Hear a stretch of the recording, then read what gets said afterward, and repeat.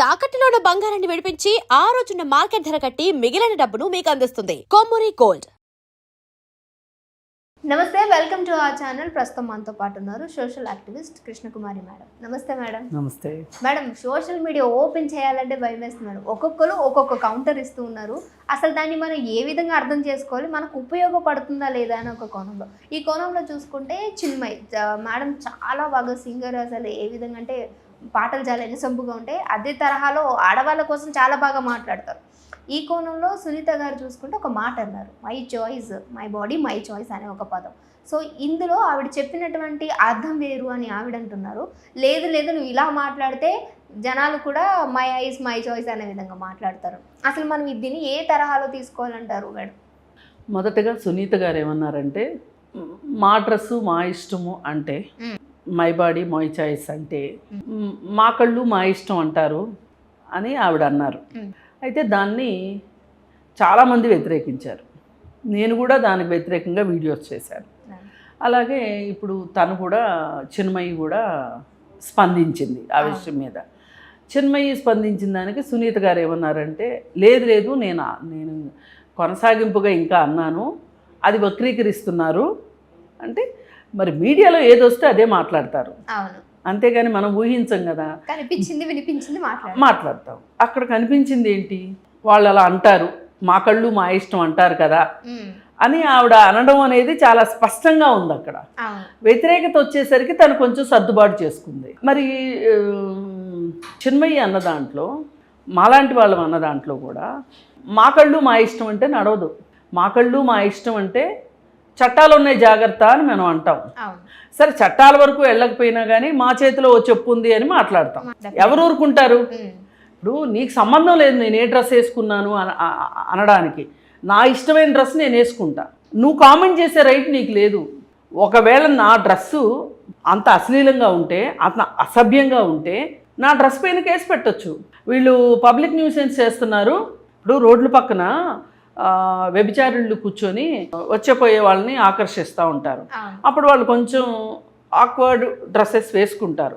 వేసుకున్నప్పుడు వాళ్ళని ఏమంటున్నారు పోలీసులు, మీరు ఇలా రోడ్డు పక్కన అసభ్యత అశ్లీలత చేయకూడదు, మీరు ఇట్లాంటి న్యూసెన్స్ క్రియేట్ చేయకూడదు అంటున్నారు.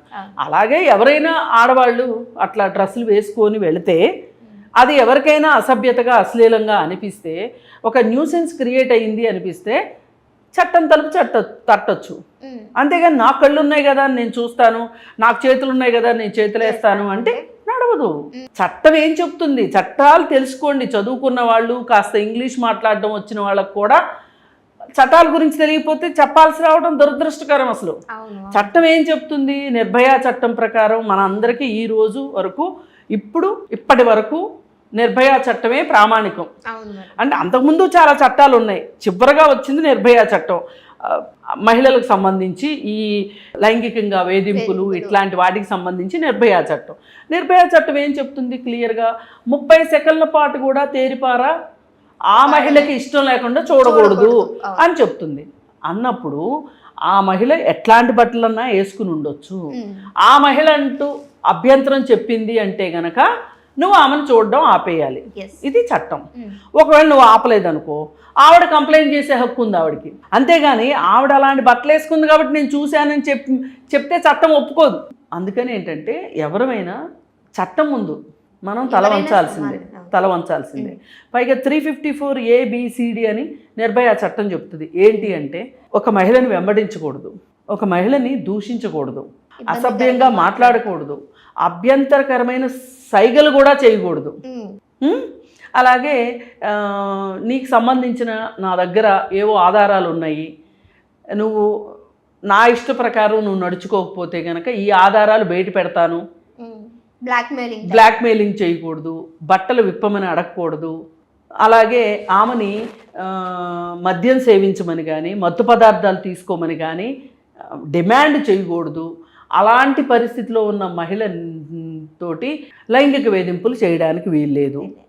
ఇది చెప్తుంది చట్టం. మరి ఇలాంటి చట్టాలు ఉన్నప్పుడు చట్టాలు తెలుసుకోండి. మీరు అసభ్యంగా బట్టలు వేసుకుంటే వేరే వాళ్ళు అసభ్యంగా ప్రవర్తిస్తారు.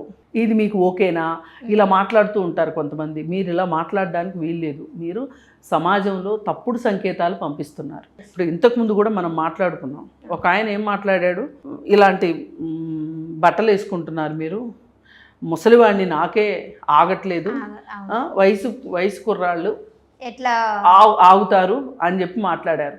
వయసు కుర్రాళ్ళు ఆగుతారా ఆగరా, ముసలివాడివి నువ్వు ఆగుతావా ఆగవా మాకు సంబంధించిన విషయం కాదు. మీరు ఆగకపోతే తర్వాత జరిగే వాటికి మేము బాధ్యులం కాము. చట్ట ప్రకారం మీరు శిక్షార్హులు అవుతారు. మీకు చట్టంతో శిక్ష పడించుకోవటం మీకు ఇష్టమైతే మీకు ఇష్టమైనట్లు మీరు ప్రవర్తించండి. కానీ వీటన్నిటినీ అమ్మాయిల బట్టల దగ్గరికి తీసుకురావద్దు. మీ బుర్రలో ఉన్న వికారానికి మందేంటో మీరు చూసుకోండి. అంతేగాని మీరు అలా ఎందుకున్నారంటే మీరు అలా ఉన్నారు కాబట్టి మేము ఇలా ఉన్నామంటే నడవదు అని. ఇంకా there ends the matter. Sunitha గారి మనసులో ఏముందో అనవసరం. బయటికి మాట్లాడిందే వినిపిస్తుంది, కనిపిస్తుంది. దాని ప్రకారం సునీత గారు మాట్లాడింది కరెక్ట్ కాదు. సరే, నేను ఇలా మాట్లాడినా కానీ మీరు ఏమంటారు దాన్ని, మీరు తప్పుగా అర్థం చేసుకోవద్దు. మీరే తప్పుగా అర్థం చేసుకున్నారు. నా మనసులో అయితే అలాంటి ఉద్దేశం లేదు.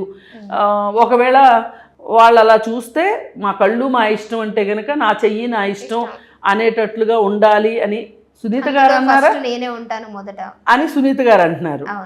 అసలు ఇక్కడ మొన్న బయటకు వచ్చిన దాంట్లో టాపిక్ అక్కడతో ఆగిపోయింది. ఆ తర్వాత ఆవిడ అన్నారో లేదో మనకు తెలియదు. ఎవరో ఒక అతనితో ఇంటర్వ్యూలో మాటలు ఇవన్నీ.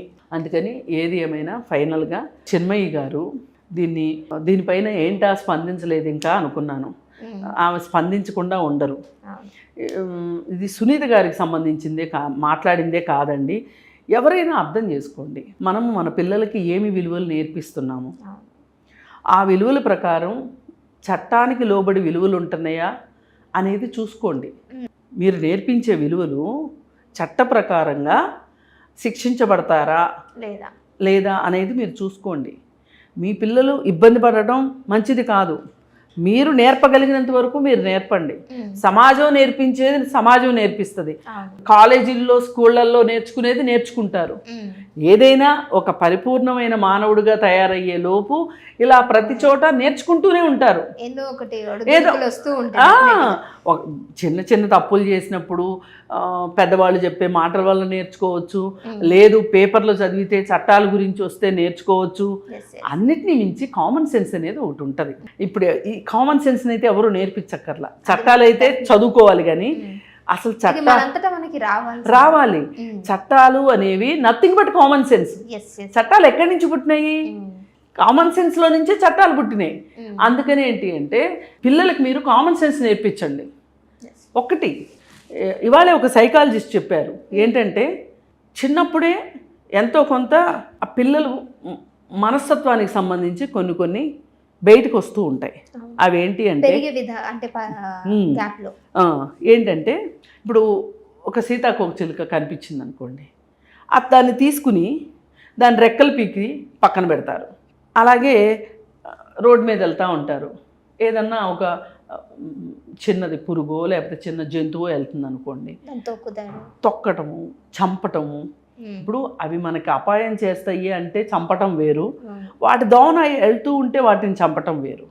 అలాగే అవసరం ఉన్నా లేకపోయినా ఆకులు పీకుతూ ఉంటారు చెట్లువి, పువ్వులు కోసేస్తూ ఉంటారు, లేదు పిల్లల్ని అకారణంగా క్లాస్ రూముల్లో పక్క పిల్లల్ని కొడుతూ ఉంటారు, టీచ్ చేస్తూ ఉంటారు, లాగుతూ ఉంటారు, పుష్ అండ్ పుల్ చేస్తూ ఉంటారు, ముందుకి వెనక్కి తోస్తూ ఉంటారు. ఇవన్నీ ఏంటి అంటే ఆ పిల్లల యొక్క మానసిక పరిస్థితిని తెలియజేస్తూ ఉంటాయి. ముందుగానే మనకి తల్లిదండ్రులకి తెలియాలి ఈ సంగతి. ఇప్పుడు అక్క చెల్లి లేకపోతే అన్న తమ్ముడు ఉంటారు, వాళ్ళ మధ్యలో గొడవ వచ్చినప్పుడు ఒకరు విపరీతంగా స్పందిస్తూ ఉంటారు, విపరీతంగా కొడతారు రెండో వాళ్ళని. అప్పుడు వీళ్ళ మనస్తత్వం ఏంటి అని తల్లిదండ్రులు అసెస్ చేయగలగాలి. అసెస్ చేస్తే ఏమవుతుంది అంటే అసలు వీళ్ళు ఎలా ఉన్నారు, మన పిల్లలు ఈ పిల్లలు సరిగా పెరుగుతున్నారా లేదా అనేది మనకు అర్థమవుతుంది. అందుకని ఏంటంటే తల్లిదండ్రులు మొదటగా గమనించాలి. పిల్లల్ని గమనిస్తే ఏదన్నా తేడాగా ఉన్నారు అంటే వాళ్ళని చూపించగలగాలి. ముందు నుంచి జాగ్రత్త అదే ఒకవేళ మనం అలా చూపించలేదనుకోండి, ఆ పిల్లలకి ఒక స్పెషల్ ట్రీట్మెంట్ మనం చేయలేదనుకోండి, వాళ్ళు పెరిగి పెద్ద అయిన తర్వాత యాంటీ సోషల్ పర్సనాలిటీస్గా డెవలప్ అవుతారు. ఇవాళ ఆడపిల్లల్ని ఏడిపించేవాళ్ళు, లేకపోతే చిన్న చిన్న దొంగతనాలు చేసేవాళ్ళు, ఇట్లాంటి వాళ్ళందరూకి ఒక రకమైన మానసిక స్థితి ఉంటుంది, మానసిక పరిస్థితులు ఉంటాయి. వాళ్ళు అవే పెరిగి పెద్ద అయినాయి అనుకోండి, వాళ్ళే పెద్ద పెద్ద దొంగతనాలు చేస్తారు, యాంటీ సోషల్ పర్సనాలిటీస్గా తయారవుతారు, ఆడపిల్లల్ని ఏడిపిస్తారు, దొంగతనాలు చేస్తారు, లేదంటే గంజాయి తీసుకోవటము, గంజాయి సప్లై చేయడము, ఇట్లాంటివన్నీ చేస్తూ ఉంటారు. మనం గనక ఆ అమ్మాయి బట్టలు సరిగా వేసుకోలేదు కాబట్టి మా అబ్బాయి అమ్మాయిని చూశాడు, టీచ్ చేశాడు అని ఏ తల్లిదండ్రులు అన్నారనుకోండి, రేపొద్దున ఈ పిల్లాడే రేపిస్ట్ అయినా ఆశ్చర్యపోకరు. వీళ్ళు సమర్థించే దాన్ని బట్టి వీళ్ళ బిహేవియర్ ఉంటుంది. అందుకని మనం ఎప్పుడైనా సరే మన పిల్లల పెంపకంలో మనం జాగ్రత్తలు వహించాలి. వహించకపోతే ఇలాంటి అనర్థాలు జరుగుతాయి. అప్పుడు నిధి అగర్వాల్ లాంటి వాళ్ళు పబ్లిక్ ప్లేస్లోకి బట్టలు సరిగా వేసుకోకపోతే, వేసుకున్నారా వేసుకోలేదా అనేది ఒక నిమిషం పక్కన పెడితే, వేసుకున్నా చేతులు వేస్తారు, వేసుకోకపోయినా చేతులు వేస్తారు. మనం చెప్పాల్సింది ఏంటంటే వాళ్ళు బట్టలు వేసుకున్నా వేసుకోకపోయినా అలా చేతులు వేయడం తప్పు అనేది, నేరము అనేది చెప్పగలగాలి. అప్పుడు డెఫినెట్గా ఇలాంటివి మార్పు వస్తుంది. అట్లా కాకుండా మీరు ఏదో మాట్లాడేస్తే ఇంకేదో వెళ్తుంది సొసైటీలోకి, దానికి మీరే బాధ్యులు అవుతారు. ఖచ్చితంగా. అంటే thank you so much madam, మంచి ఇన్ఫర్మేషన్ ఇచ్చారు.